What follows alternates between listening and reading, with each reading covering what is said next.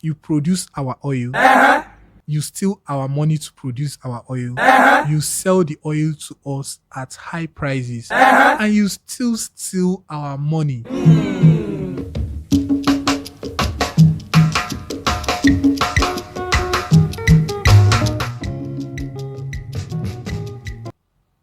Have you ever sit down to ask yourself, why is a country like Nigeria importing and buying crude oil from a country like Malta, which is not up to half of Lagos State? As tiny as Lagos State is, Malta is not up to half of Lagos State. To give you background story, we are going to be looking at two people.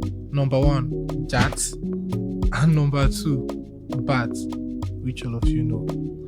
The first one, Jat, in full is Jibril Adewale Tinubu. He studied law in the University of Liverpool, came back to Nigeria in 1990 and started practicing law. In 1994, at the age of 27, he started a company called Oil and Ocean Limited.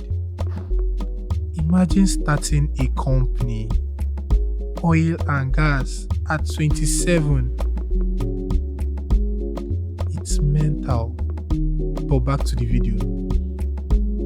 So later on along the line in 2002, when his uncle Bat was the governor of Lagos State, he became the majority shareholder of Owando Limited. Later on, around the year 2002, Oil and Ocean became the majority shareholder of Owando Nigeria.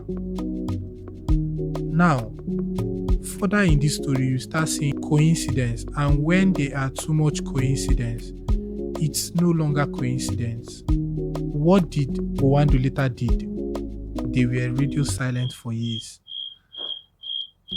In 2003, Owando started making noise. And what was the first noise that Owando made? They started buying majority shareholders in 2023. Another coincidence. Why is Owando buying shares when Bat is our president? Now, if you don't know what buying minority shares means, when you buy minority share in your company, you become the owner of the company. In value, you won't be the, if you are like, you will not be the owner per se, the founder, but in valuation, you are the owner. Now, let's retract back a little. Let me give you guys some background story. For you to monopolize oil business, number one, you have to have an oil block or oil well. Number two, you have to have a refinery or a facility where you refine the oil. And number three, you have to have the marketers. In this story, Jat already had the marketers, which is Owando. He needed what? An oil well and a what? Facility to refine it. What did they do? Owando bought out Agip Oil, 100% shares, and became what? The sole owners of Agip Oil. What does owning Agip Oil does to Owando? They have 11 oil wells and Agip's facilities to extract that oil. Step 2. Owando needed the extracted oil to be processed and refined so that they can sell it. What did they do next? They went over to Malta and signed a deal with Enibed Oil to use their facility. This deal was to rent out their whole facility. Are you seeing how the story unfolds? This deal was to give Owando full ownership for a limited number of time to use Enibed's oil facility in Malta. So the triangle is complete. Owando has oil well, Owando has refinery where it can refine it in Malta, and Oando is also the marketer and they can sell the oil. Circle complete. And now you look at it from a broader perspective. How is this move going to be of a better advantage to Bats?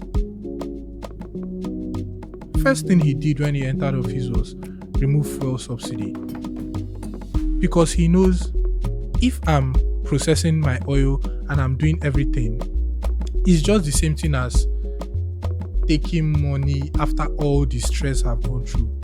So he needed to make the system whereby it will be efficient to him. He will remove the fuel subsidy money. That fuel subsidy money, which is prone to embezzlement because it can't be accounted for. If you don't use the money, that means it's there to be used for another thing. And also selling the same oil to us Nigerians at normal market rates, not subsidized.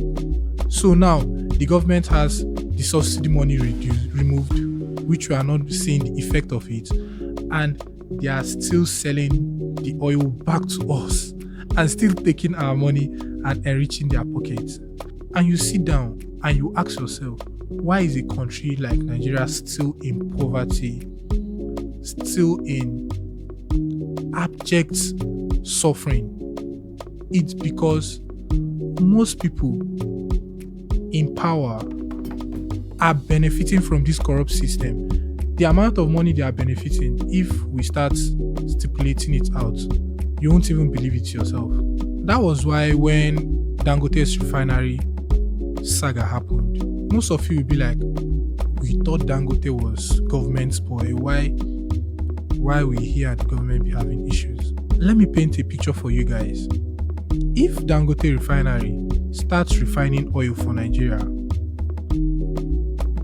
all the investment Oando, in conjunction with JATS, has done all through the years are now a waste of investment. Do you understand? Because the money they are supposed to get is going to another source or is being cut short. The money they will make by producing it and selling it to us, it's just like the president using our money to produce oil and still sell it to us and still steal our money. Like, you don't know how deep this rabbit hole gets. You produce our oil, you steal our money to produce our oil, you sell the oil to us at high prices, and you still steal our money. That is how crazy this story is. Now, mind you, you can fact check everything I've said here on the internet, because when the story came out about Oando owning the facility to refine the oil at Malta, they blatantly denied, stating that they don't own any facility in Oando and none of their executive own the facility in in Malta. But with the little research I did, all I can tell you is that what is happening to Nigeria today didn't just happen. This thing has been cooking up for a very long time. The same way we plan to be good in the future, this is the same way these guys plan and strategize themselves 20 years ahead of time. Imagine the time, the energy it took to plan and strategize for almost 15 plus years just to come and unleash it in 1 year or 2 years of being president. And you want to tell me that we can overturn this system in a day? It will be hard. We also have to plan and strategize like them for 15 plus years so that we can overturn the system. So, in summary, I just have some points to give out. Number one, why is Nigeria still refining oil in Malta? Number two, Malta already have a long-running history of corruption just like in Nigeria, and we still prefer to do business with them. Like, we still prefer to do business with people that have a tainted reputation. Then number three, It's the uber rich that are our problem in Nigeria, because the amount of money they control to perpetrate the evil that they perpetrate and the amount of money they get from being at the top is unimaginable. You won't even want to imagine the amount of money they are using to set up their schemes. And I think in subsequent videos, I'm going to do a video about the Tinubu family, because doing my investigation and research, I want to tell you for a fact that family is because I want to choose my words rightly.